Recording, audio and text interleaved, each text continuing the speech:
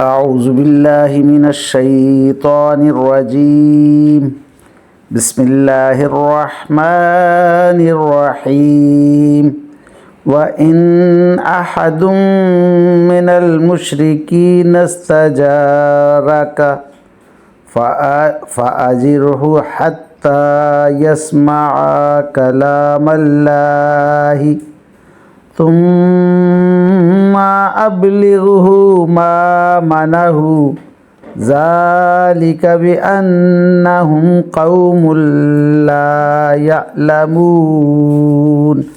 آمنت بالله صدق الله مولانا العظيم وصدق رسوله النبي الكريم ونحن على ذلك من الشاهدين والشاكرين والحمد لله رب العالمین.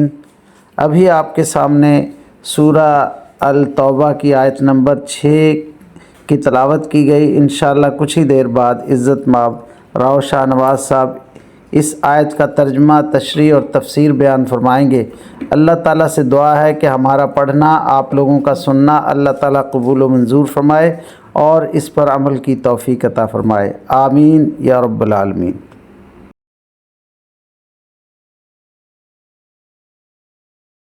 اعوذ باللہ من الشیطان الرجیم. بسم اللہ الرحمن الرحیم. ملتان سے شاہ نواز تمام دوستوں کو السلام علیکم ورحمۃ اللہ وبرکاتہ. دوستان گرامی، آپ کے سامنے سورہ توبہ کی آیت نمبر 6 کی تلاوت کی گئی. اب اسی آیت کریمہ کی آسان تشریح ترجمہ مفتی تقی عثمانی کا لکھا ہوا اور تفسیر ابن کثیر سے حاضر خدمت ہے. اللہ تعالیٰ قرآن پاک میں ارشاد فرما رہا ہے، اور اگر مشرکین میں سے کوئی تم سے پناہ مانگے تو اسے اس وقت تک پناہ دو جب تک وہ اللہ کا کلام سن لے، پھر اسے اس کی امن کی جگہ پہنچا دو.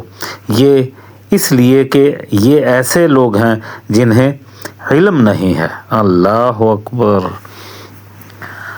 آیت نمبر 7 سے لے کر آیت نمبر 12 تک انہی باتوں کی وضاحت کرتی ہے. کفار قریش کا ذکر کیا گیا ہے، ان کے ساتھ بد عہدی کا ذکر کیا گیا ہے، اور مسلمانوں کو تاکید کی گئی ہے کہ ان کے قول و قرار پر بھروسہ نہ کریں. اگر بد عہدی کریں تو ان کے ساتھ جنگ کی جائے. لیکن اس معاملے میں مفسرین کی آراء مختلف ہے.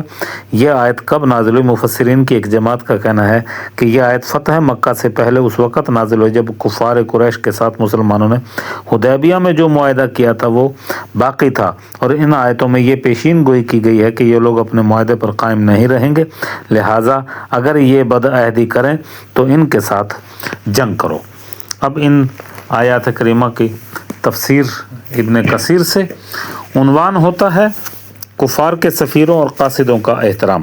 اللہ تبارک و تعالیٰ اپنے نبی کریم صلی اللہ علیہ وسلم کو حکم فرماتا ہے کہ جن کافروں سے آپ کو جہاد کا حکم دیا گیا ان میں سے اگر کوئی آپ سے امن طلب کرے تو آپ ان کی خواہش پوری کر دیں، اسے امن دیں یہاں تک کہ وہ قرآن کریم سن لے، آپ صلی اللہ علیہ وسلم کی بات کو سن لیں، دین کی تعلیم معلوم کرے، حجت الہی پوری ہو جائے، پھر اپنی امن میں سے اس کے وطن پہنچا دے بے خوفی کے ساتھ. یہ اپنے امن کی جگہ پہنچ جائے. ممکن ہے کہ سوچ سمجھ کر اسلام کو قبول کر لے، اس لیے کہ یہ بے علم لوگ ہیں، انہیں دینی معلومات بہم پہنچاؤ. اللہ تعالیٰ کی دعوت ان کے بندوں تک، ان کے کانوں تک پہنچاؤ.